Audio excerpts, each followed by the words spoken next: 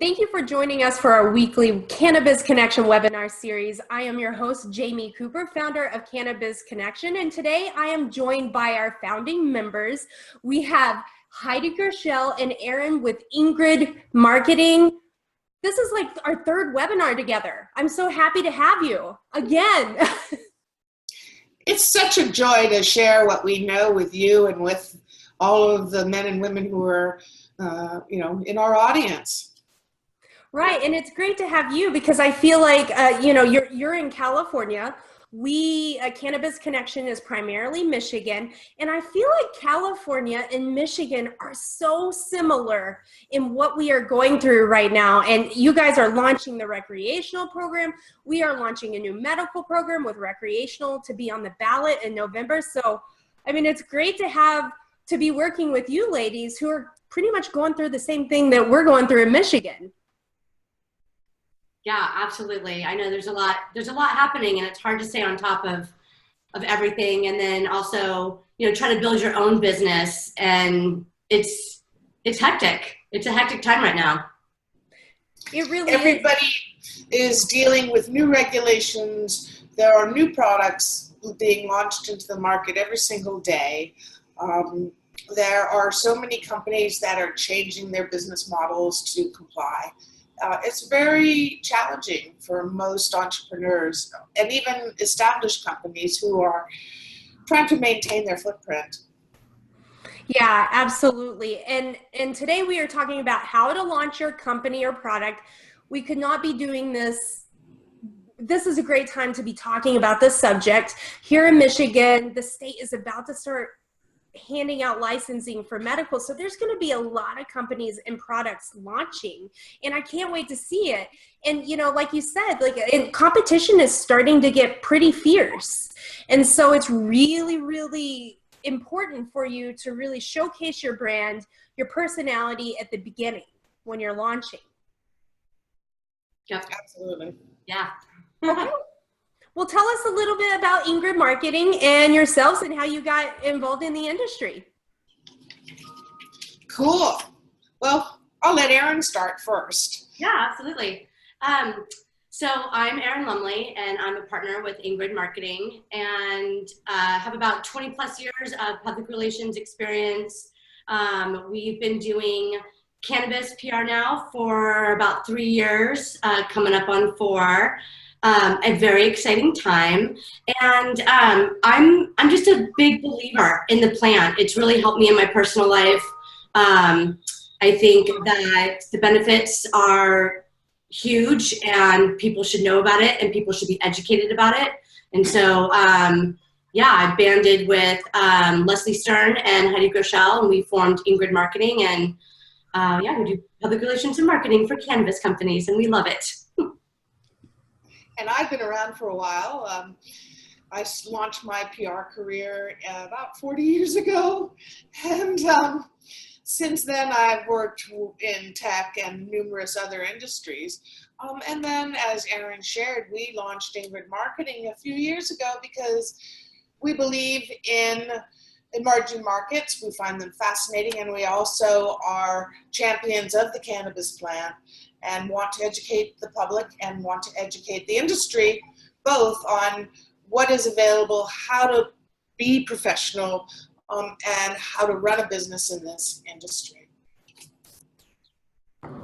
So what do you do? I mean, here we're going to talk now a bit about how to launch, how to introduce a product, or how to introduce your company. And there are things you must make sure you take care of long before you reach out to any media person. You got to prepare. You really, really have to. You have to know who you're talking to really clearly. Who are they? What do they read? You'll need press release. You'll need data about your company. You'll need a list of your targets of who you're going to reach out to and who is writing about the type of topics that you are either addressing or that you are interested in educating the public about. Excuse me. And you have to really define your strategy.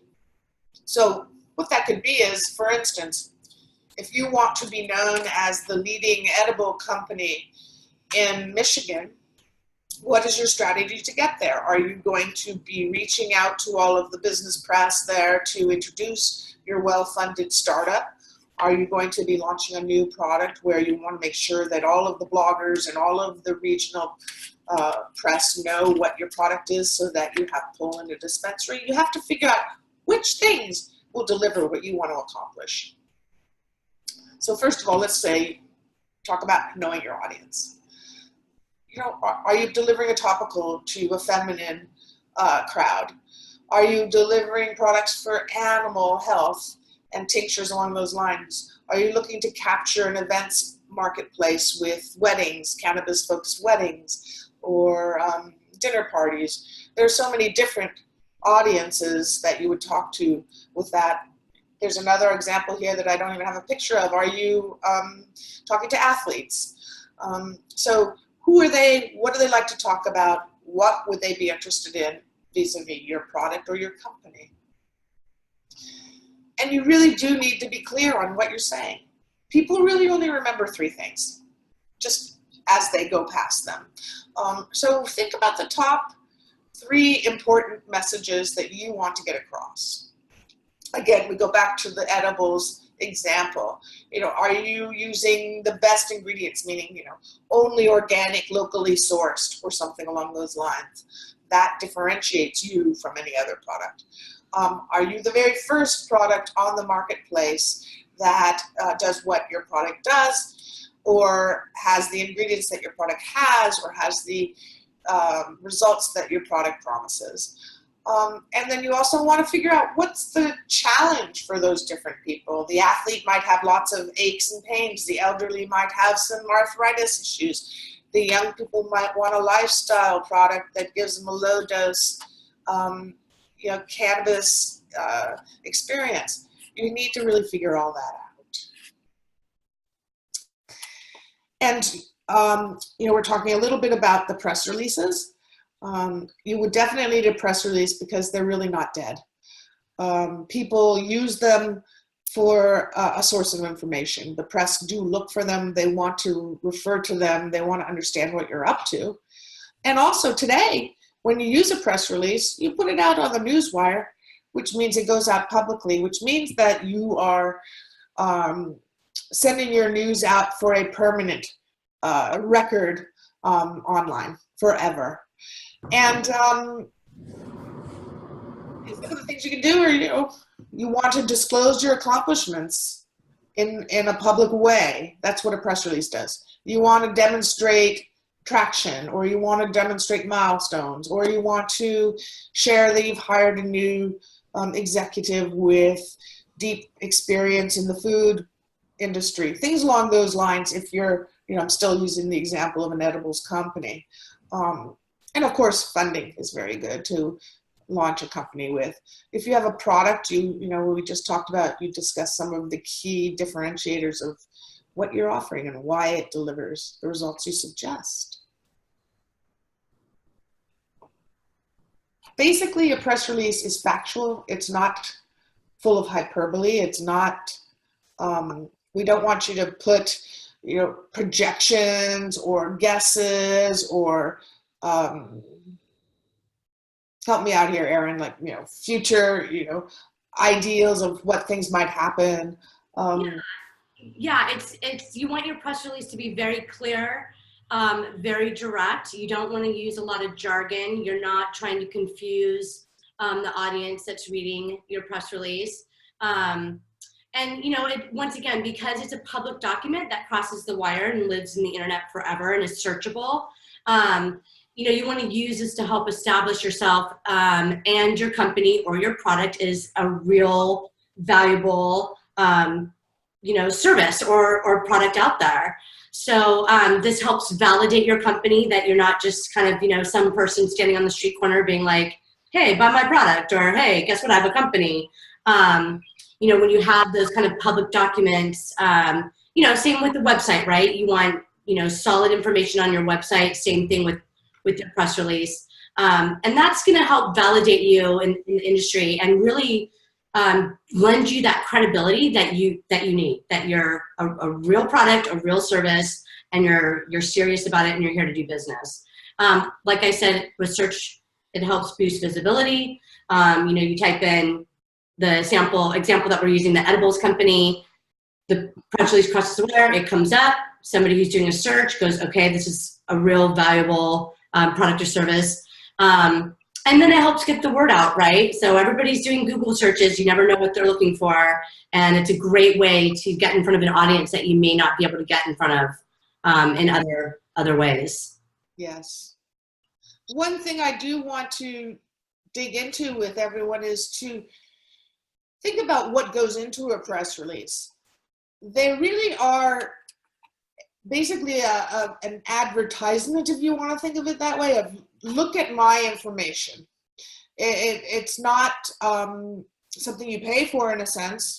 It's really not like an advertisement where you pay for 6 insertions or whatever it is that you end up doing in a magazine. But you put this online and you want to clearly and succinctly say, here's why I'm valuable, as Erin shared earlier, here's what we're doing, and here's what you get. And basically, you need to stick with one topic. Don't go all over the place. Don't start talking about new hires in a launch press release. You need to be very clear and very succinct. If you can, keep your document to a 1-pager. Keep it under 500 words. There are a couple of reasons. Not only because the press want to digest things quickly, but also it costs less to put it on the release. Put the release on the newswire when it's under, actually it's under 400 words, and then you start paying each 100 words above that. We also feel very strongly that to validate what you're doing, you need to have third parties say something about you. So you have a venture capitalist who has given you $1 million. You want to make sure that there's a quote from that person in it if you're launching your company. Obviously, you can have a quote from your CEO, but that is very biased and seen as biased, but you do want to have a CEO presence there to show thought leadership. And then if you can have a customer, excuse me, talk about what they got, that is one of the best validating statements one can have in a press release.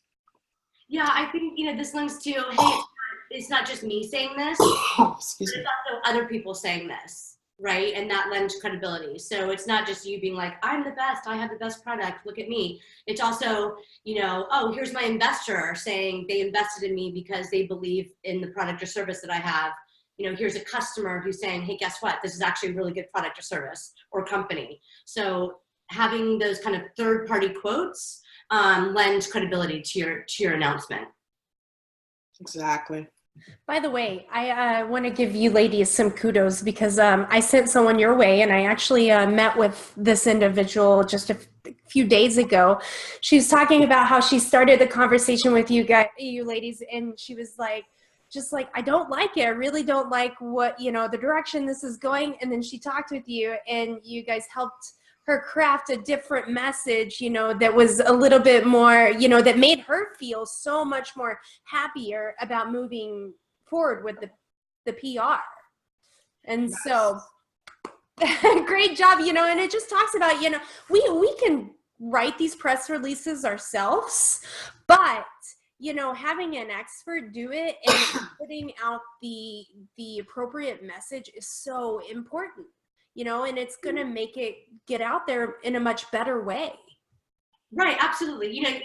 You pay what you get for, right? So a lot of people are so inundated, and, let's say it's even a new product or a new company, a new product, you're thinking about like ingredients, if it's an edibles company, ingredients, taste, pricing, packaging, distribution, plus you're managing your own company, you're doing, payrolls and all of this stuff. You're so inundated, and we call it drinking your own Kool-Aid. So it's really hard to step out and, and look at kind of, your company or product from a distance and say, oh no, these are the messages that I want to talk about, because when you're in it deep, you're in it. So that's one of the benefits of hiring sort of an agency, is that we're able to take that step for you. And we're also able to coach you. If we think that you're going down the wrong path, or your messaging is getting a little wonky, we're going to be the ones because we're on your side, we're rooting for you, we're going to be the ones to tell you that and say, no, actually, we think you should go in this direction. So that's one of the benefits. And like I said, with Ingrid, we're always happy to have a 20-minute call with anybody, be a resource out there for you guys. Absolutely, absolutely. Cool. Media list. Yeah, let's go on to the tactics, Erin. Yeah, absolutely. So, you've got your announcement, what you want to say, you've got your press release, and then you say, okay, what do I do with it? So what we do is we create what we call media list. And basically it's a list of media, bloggers, influencers, family and friends, people that you want to say, hey, guess what? I'm announcing this. Heidi, if you go back one slide, here's an example of a media list, and this is some of the information that we track. So we have a column for notes. Hey, this guy's out on vacation. This person's not interested. Who the media person is, their email, phone, contact information. We also, not a lot of people realize this, but we also track location because, if you're in Michigan and you're launching a company, you sort of want your local news to know about that you're basically in Michigan launching a company. So we also track by location. So, we can target New York, Washington, D.C., San Francisco, LA, all of that stuff. Just something to keep in mind. So how do you find your media, right? Once again, on a side note, and we'll cover this a little bit later, but the benefit of an agency is we've got these amazing databases. So we can pretty much find any media person and their contact information. But if you don't have access to a media database, read your favorite magazines. Find out who's writing about, your competitors, but like Civilized, Forbes, randomly is really starting to break out in the cannabis industry. Entrepreneur magazine now covers cannabis. Associated Press now covers cannabis. So you're getting these really big mainstream business publications covering cannabis. And like I said, look at who's covering your competition, who's writing about them, because if they're covering your, example, edibles company, you want them to cover your edibles company. So it's a great way to find out who's writing about your space. And I'd like to add that you need to be a little bit sensitive, because just because a reporter wrote an article this month about an edible, let's say a chocolate of some sort, doesn't mean that they're necessarily always writing about the chocolate. So you also have to think about the different angles that you want to approach someone. They may be writing about trends in edibles, or they may be writing about ingredients in edibles, or they, something related to that space. Go ahead, Erin. Yep. So like I said, we PR marketing people, we have access to big databases. Muck Rack is great. Muck Rack actually tracks social media. So, you type in, cannabis edibles, it'll give you everybody who's actually posted on Facebook, Twitter about this. So that they're recently talking about your product or your service. Cision and Meltwater, once again, huge databases with thousands and thousands and thousands of publications and contacts in there. So like I said, they're expensive. Most databases are, they can go to $5,000 to $30,000 a year. We, as part of our job, we have access and we pay for this, which, also kind of comes into the cost of just general public relations. So, and we get a lot of requests like, hey, does anybody have this contact information? I can't find it anywhere. So once again, one of the benefits of signing up with a PR marketing agency. Yeah, and we also vet these lists, and we know people, so we know who to reach out to, but then we can go deep as these offer us opportunities to go deeper.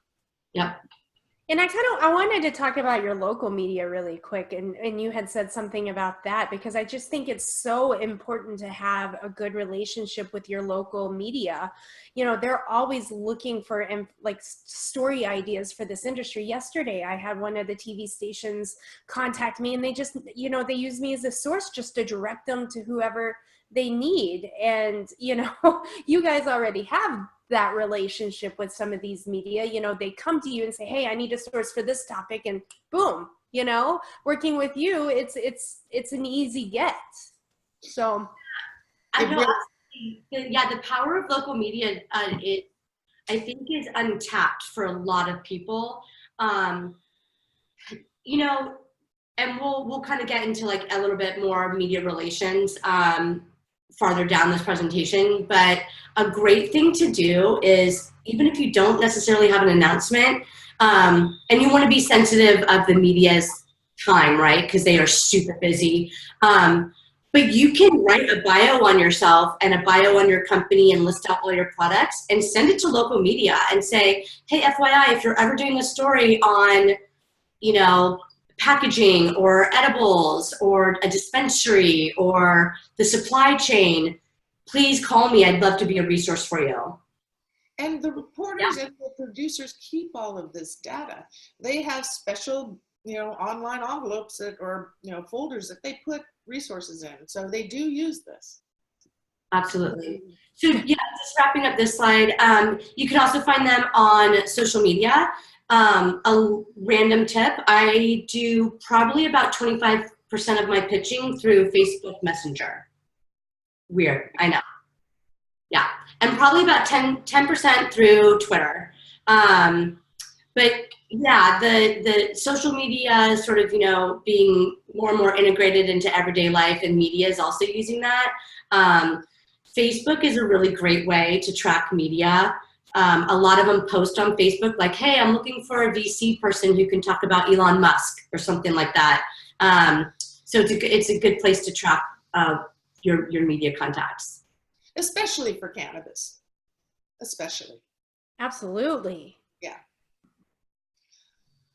Well, let's talk a little bit about strategy. You know, when you're planning to make an announcement, you really need to figure out when you want to make that announcement, and you are in charge of that. So, meaning, you know, you don't have to announce your funding the day you fund, nor do you have to announce the, you know, your opening of the doors of your new dispensary the day you open the doors. You can certainly announce that beforehand and say, we're, you know, coming up on June 15th, the doors will open. So you control when you reach out. Give yourself enough time. You definitely need to reach out to media well in advance, because they need time to process the news inside their own organization. They need to pitch news to their bosses, which are the editors or the producers. And they need a couple of weeks before you even make it a public announcement, so that they can get their stories done, you can work with them, and they can announce the day that you put the news release on the wire. Yeah, I mean, the media is really, really busy. And just think of it like somebody showing up to your house and being like, hey, we're going to the beach right now, let's go. And you're like, I don't know where my bathing suit is. I don't know where my flip-flops are. I can't find my bag. I have to feed the cat. I have to find a babysitter, right? So all of this, and that's what you do when you email the media saying, hey, my announcement crossed the wire this morning, or crossing the wire tomorrow morning. You're basically showing up on their doorstep and forcing them to scramble. So giving them that 2-week leeway, they have a chance to, like Heidi said, digest the news, figure out if they want to cover it, set up an interview with you, ask for images or assets, you know, video or anything like that, proofread their article, put it on their system to be published. So it's a definite process. So we get a lot of people who call us and they're like, hey, yeah, we're launching in a week. And we're like, good luck with that. Like, I hope it works out for you, because when you are launching or you have a big piece of news, you really need to give the media time. Yep, absolutely. And also you have to remember, the media have that name, but they're just like you and me. And, you know, they have a workload and they have to accomplish certain goals and, you know, KPIs and all those things. So, you know, they're your partner in delivering rather than your vendor. And you need to be very supportive of what they need. On your announcement day, what do? So you have that dispensary, you told everybody about it, they're going to write on January 13th or whatever day that you have agreed to make their announcement. Well, there are a lot of people who need to know about what you're doing after the fact. And so while your key media that you've reached out to 2 weeks in advance have begun to work on the story, you want to make sure that the whole industry knows what you're doing. So on the day you release, send an email out to your media list that you've already vetted, just to remind people that here's your notice, here's the information, let us know if you want to talk to anyone. And also, you can measure. That's very important. You can measure what incoming. Use your Google Analytics. Check and see what happened on the day of your release to your website, to your inbound calls, to your sales team, etc. Okay, making contact. Contacting the media. Excuse me for a second. Well, she's controlling. Okay, I'll survive. No, I understand. It's happened to me before. Oh my gosh, I know. Okay, so you want to pick your top reporters to target. Like I said, make sure that they're covering your beat. Make sure that they're interested in your news. Please don't, you know, email a top business or, with something that doesn't have anything to do with business. Then you want to send your pitch. So like I said, there's a couple of different ways to get your news out there. The kind of the typical way, email. Everybody just writes that email, writes that pitch in an email, you know, includes the press release, and sends it out. You can also, if you've got a relationship or you're comfortable, you can try to contact them through Twitter or Facebook. But end of the day, it's pretty much email. And then what I typically do is I'll send out a pitch. I'll give them a couple of days to read it. Then I'll either send up a follow-up and say, hey, just want to gauge your interest. Like, you know, let me know if you need anything. I can also give them a phone call. A couple of things with phone calls, they do not like to be called. Most reporters are like, please do not call me. You can call them if you get them live, great. You can say, hey, I'm calling because, you know, I've got this news. Are you interested? Or you can leave one very, very short voice message. That's it. If you leave a voice message, don't call them again. You're done. So send out the pitch and then give them a call and then you can, leave a voice message and that's about it. So the pitch, a pitch is short. It is clear, sort of along the press release, right? Like who, what, why, when, how. You want to say, hi, this is my product. This is when it's launching. You know, this is why I think that your readers would be interested in it. Like I said, succinct and short. So, you know, just think about getting 300 emails a day and having to read it. You pretty much only read the first few sentences, honestly. Usually my first sentence is launching a product, you know, launching a new edibles. It's different because of this. I think your readers would be interested in it. I link in my pitch to websites or press releases. So if they want more, they can link it and it'll pull up more information. So that way you just keep it really, really succinct. If you know them, personalize it. You know, hey, Alex, it was great hanging out with you at Canna Camp. You know, so glad that we can connect. Thought you might be interested in this new product for your Weed Week newsletter. You know, please let me know. Don't fake it. Don't be obsequious. Don't make the people you're reaching out to feel like you're kind of creepy or you're stalking them or any of those types of things. It's really important. That's some great advice. So as you ladies know, I'm a former television news producer.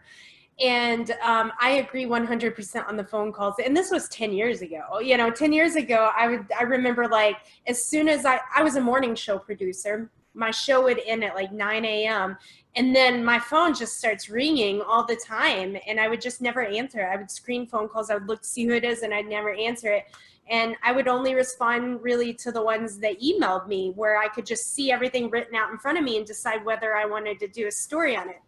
Another thing is, everyone that, well, there were two things that always got my attention. Number one was when the pitcher was when the pitcher did the work for me, pretty much. So like sometimes these PR professionals would like supply me with an intro and outro, that I can supply the anchors. And it took something off of my plate when I was putting together a 2-hour newscast every single day.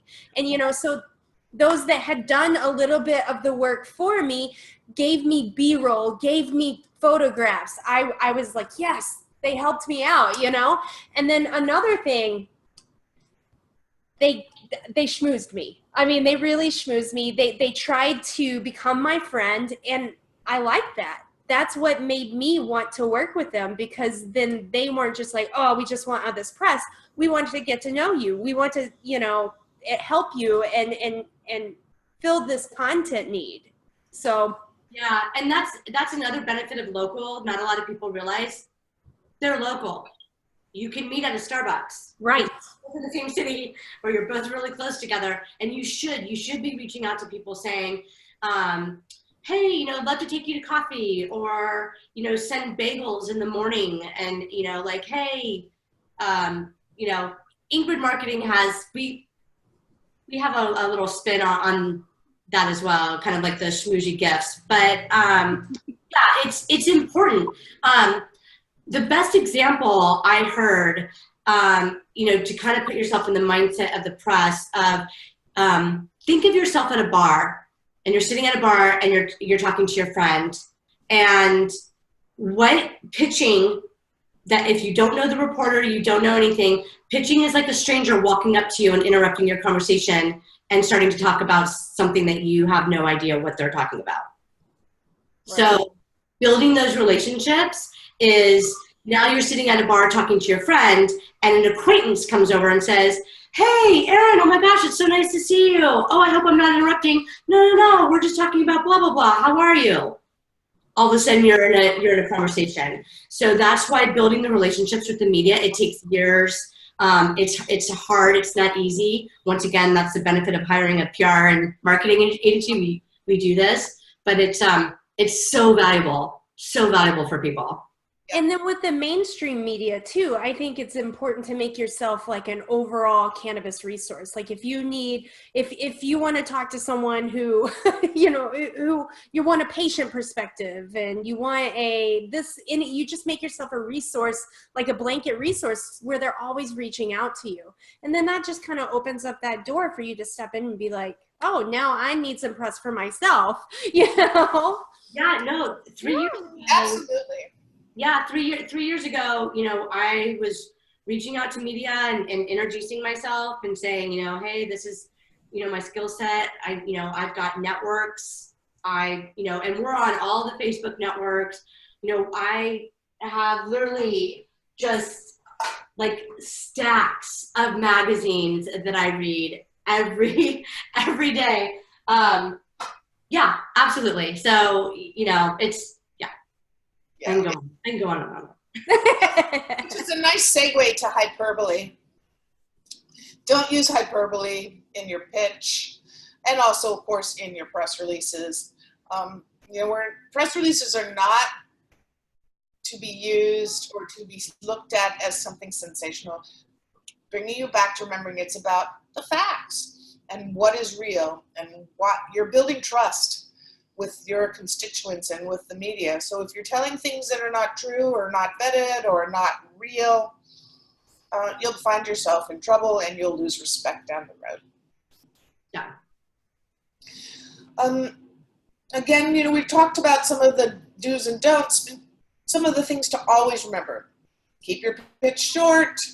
As Erin shared earlier, don't bug them. Don't keep knocking on their doors. Just keep it succinct, quick. Information is here for you if you'd like it. And, don't keep bugging them. People in the media no longer respond and saying no thank you. They're so busy, as we said, that they don't have time for that. So, if there's no response, they're not interested. Yeah, and real quick, two other things that I want to share kind of under best practices for the media is track what they're writing. And a great way to start building that relationship is retweeting or reposting or sharing their articles. The media now are getting sort of graded on how popular, clickable, shareable their articles are. So a way to help them is to push out their articles through your own social network. And then they start seeing, your name and you're like, oh, and they're like, oh, wow, she just retweeted my article. That's really cool. Great way to sort of get your name in the door. Second, and this is kind of weird, but when you're leaving a voice message, slow down your speech. Very important. So I know this is weird, but a lot of the times we get so excited. I know I'm a fast talker. So when we call and somebody says, like, hi, Business Insider, we go like, hi, my name's Erin Lumley. I'm with Ingrid Marketing, and I want to talk to you about blah, blah, blah. And they're like, whoa, whoa, whoa, what? So when you are even leaving a slow down your speech. Be respectful. We just listed here a few of the newswire services you can research and use for your news when you make an announcement about your launch or about new products. And I know that this will be available somewhere. Jamie, right? People can come back and access this. Right, absolutely. Absolutely. We can either upload it to a website or we can email it to those that request it. So if you want this slideshow, just email me. It's jamie@cannabisconnection.com and I will send it your way. Wonderful. Thank you. No problem. Now, don't forget one of the more important things. After you've reached out to all these people, follow up with people. Erin shared with you these reporters and producers and mainstream media outlets receive 500 emails a day. Some even receive more. Think about if you're at the Wall Street Journal or New York Times or any of those kind of outlets. I'm just sort of looping and reiterating all the things we've said. They're busy. You need something succinct. You need something catchy. You need something that they will say, oh my gosh, I didn't know about this. Yeah. Yeah, and I think too, we really kind of wanted to give you like a high level, informative presentation about, how to launch your product or your service, but also keep in mind that there's different ways to launch. This was a straight launch. This was, I've got news, I have an announcement, and these are the steps that I'm going to take. But people also launch at trade shows. They also launch in partnership with other companies. So, if you guys have any questions out there, once again, Ingrid Marketing is always happy to have, a 20-minute phone call with you guys, see how we can help you guys in the future. Absolutely. And launching your product or launching your company should be fun. Especially if you dot your I's and cross your T's, you'll have good results. And treat people as if you would be treating your own mother or father or whomever you care about in respectful ways. Right. And I also definitely think that launch parties are really good, because then if you have a little like launch party, VIP launch party or something, whether you're doing a product or a service, but then invite the media to that to just attend. And, I think that really helps. And one of the services I offer is help launch parties. So events, I think really events for all kinds of businesses are very, very important. Yes. Yeah, it's a great way to reach out, shake that person's hand, do the face-to-face, make that connection. And another thing too is that, if you're going to be doing a party, I always download all of the information on a thumb drive and then give out thumb drives to the media. So they have all of the information right there. It's not a big folder. It's not paper. It's not cumbersome. They're not like, great, what do I want to do with this? They throw it in their bag and they're like, great. All of the images, the announcement, the bios, the quotes, all of that information. Yeah. But they're super fun. I'm so pro party. Very much so. Are we all? Absolutely, absolutely. Yeah. And one word to the wise: when you're in a large marketplace like we are in Silicon Valley, you know, it's harder to get people to come to parties. When you're in a smaller marketplace, it's easier. It's just natural. But you know, they're all very, very valuable and valid to do. And if you're in a large marketplace, you may want to have another kind of a draw beyond your product or your company. Maybe you want to have a celebrity endorser come and be there, which would be a draw for people to come and learn more about your company. Right. It's all up to your strategy. Yes. Lots and lots of strategy in order to be effective. So if anyone has any questions, there is Ingrid, Heidi and Erin's email address. It's Let's Rock. I like that, by the way. Let's Rock at ingridmarketing.com. Shoot them an email. These ladies are awesome at what they do and happy to be working with you ladies. And if you have any questions right now, we have a couple more minutes before we get off here. So feel free to use the chat feature to submit a question or the Q&A button on your screen. I am going to share my screen really quick. Okay. So I can talk about my awesome founding members.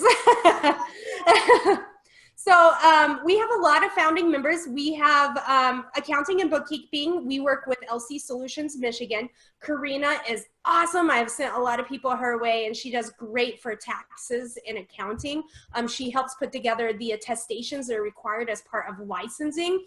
And then I work with Jenny with ICS Consulting, Jenny Germano, and she specializes in compliance. And so this is really important if you are a establishment that is operating and running right now, and you have all these compliancy things that you have to abide by. Jenny can come in and do a full audit and really help you in that. Work with Amanda and Stephanie at Bricks and Mortar Insurance. They have been one of my founding members since the beginning. So if you need anything insurance-wise, they are the ladies. They rock it. I also work with Ron Smalley of Vista Green Group.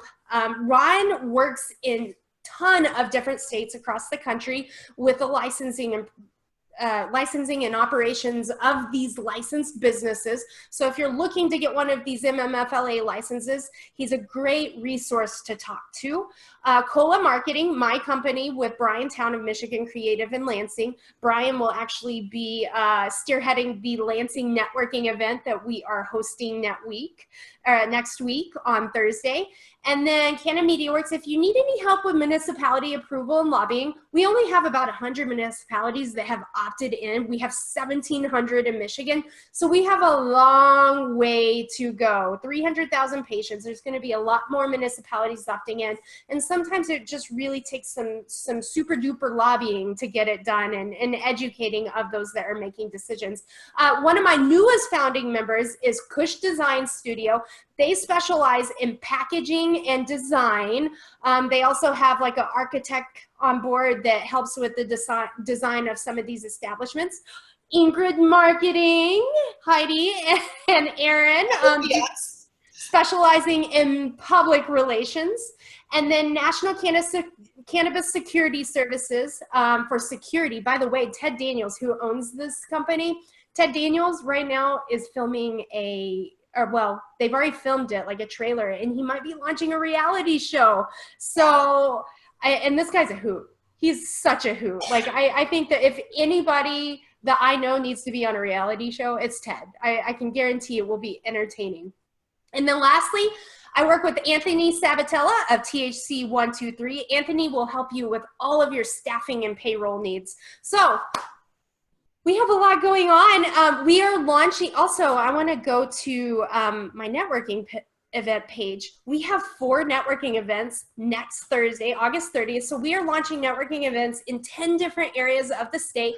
Last month, we launched in Detroit and Ann Arbor. This month, on the 30th, we are launching in Grand Rapids and Lansing. So we will have 4 networking events happening next Thursday. It's going to be the last Thursday of every single month from 6 to 9. And looking at launching in Kalamazoo, Flint, Bay City area, Traverse City. So if you want to be a part of that, please send me a message. It's jamie@cannabisconnection.com. We are looking for those that would be interested. You know, you have to own your own cannabis business, whether it's licensed or non-licensed. And it's a great opportunity to bring people in your area together and really showcase what you offer. So that's my spiel for the week. But Erin, oh, well, thank you. You ladies rock. Thank you so much for your time.